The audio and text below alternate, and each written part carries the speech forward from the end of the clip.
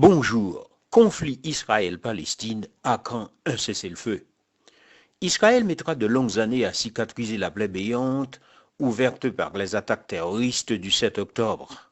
C'est par analogie un 11 septembre 2001 qui a terrassé les États-Unis. L'ampleur des pertes humaines du côté israélien est significative. Pour Henri Laurens, titulaire d'une chaire d'histoire contemporaine du monde arabe au Collège de France, le massacre du 7 octobre représente, je cite, effectivement une nouvelle étape. Pour mettre en perspective lors de la guerre des 6 jours, on dénombre autour de 800 morts et de 2200 pendant la guerre d'octobre 1973.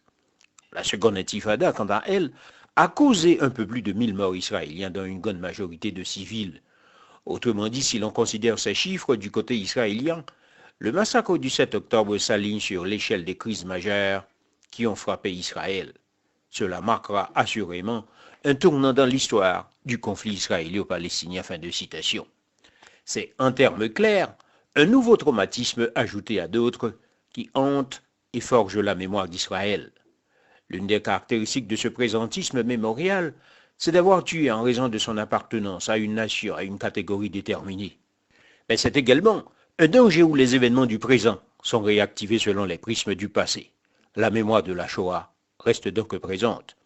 C'est donc au nom de son droit, la survie, en tant que peuple issu de l'hécatombe de 1945, allié à son droit de riposter, qu'Israël multiplie les bombardements contre la bande de Gaza. Les victimes palestiniennes ne cessent de s'allonger, et si les chiffres font l'objet de polémiques, parce qu'objet de manipulation, il est permis de noter que selon une note du renseignement américain, le chiffre réel dans le bas d'une fourchette comprise entre 100 et 300 morts. Les attaques défensives d'Israël contre le Hamas, qui prend en otage les populations de la bande de Gaza, ne s'arrêtent pas. Les forces de défense israéliennes appellent les civils à évacuer avant de lancer de nouvelles frappes. Mais ces avertissements ne font aucune différence, car, explique l'ONU, les gens n'ont nulle part où aller ou sont incapables de se déplacer. Lorsque les routes d'évacuation sont bombardées, lorsque les habitants du Nord comme du Sud sont pris dans les hostilités, lorsque les éléments essentiels à la survie font défaut, et lorsqu'il n'y a aucune garantie de retour, les gens n'ont plus que des choix impossibles à faire, a déclaré Lynn Hastings, la principale responsable humanitaire des Nations Unies à Gaza. Mais qui est donc en mesure de peser sur Israël, point cessez-le-feu, et aboutir à la libération des otages, puis une solution négociée du conflit? Lundi dernier, à la veille du départ d'Emmanuel Macron au Proche-Orient, on indiquait que la position de la France se résumait à une demande de pause. Mais une fois arrivé sur place, le président français n'a pas appelé à cette trêve, même s'il a demandé le respect du droit humanitaire international et plaidé pour épargner les civils. Même l'Union européenne et ses 27 membres sont divisés. Après des jours de négociations, le dernier projet de communiqué du sommet européen, qui se déroule actuellement à Bruxelles, prévoit que les dirigeants de l'Union européenne appellent, je cite, à un accès humanitaire continu, rapide, sûr et sans entrave, et à ce que l'aide parvienne à ceux qui en ont besoin par le biais de toutes les mesures nécessaires, y compris une trêve humanitaire. C'est dire que personne n'est capable d'imposer une pause à Israël, sauf les États-Unis. Eux seuls pourraient appeler efficacement à un cessez-le-feu. Les États-Unis livrent des armes, ils ont déployé une armada considérable dans la région pour dissuader l'Iran et les forces qu'ils contrôlent de se lancer dans une escalade régionale. On l'a vu, même la voix du secrétaire général de l'ONU est inaudible. En effet, le secrétaire général de l'ONU, Antonio Guterres, a déclaré le mardi 24 octobre que l'attaque terroriste du Hamas, le 7 octobre, ne s'était pas produite dans un vide, mais dans le contexte, entre guillemets, d'une occupation étouffante de 56 ans.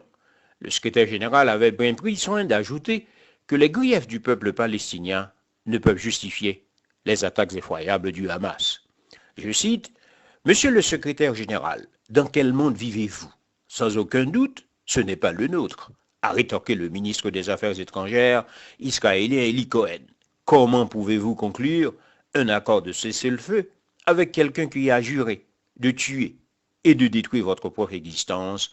Fin de citation, a-t-il ajouté, avant d'annuler sa rencontre avec Antonio Guterres. Il en reste donc à réfléchir à la leçon du texte de Pierre Asner, philosophe français, sur le 11 septembre qu'il importe tant de relire aujourd'hui. Le propos de Pierre Asner est simple à résumer, c'est que ces événements ne sont pas seulement des crimes meurtriers, des actes terroristes et de guerre. Ce sont des défis jetés à la politique, jetés à l'idée et même à la possibilité de la politique. Les explosions de violence et de haine nous montrent irréfutablement son erreur. Elles nous rappellent que les sources intérieures et passionnelles qui menacent la politique en profondeur sont toujours là, non seulement dans ses actes, d'ailleurs, mais dans les réponses à y apporter. Et Pierre Asner avait vu les dangers de l'engrenage des violations et critiqué les réponses des États-Unis au 11 septembre. Et c'est bien sûr des propos pertinents encore aujourd'hui à Haïti de méditer sur les chemins peu recommandés des dangers des passions politiques. Jacques Nizi, Radio Cosmos.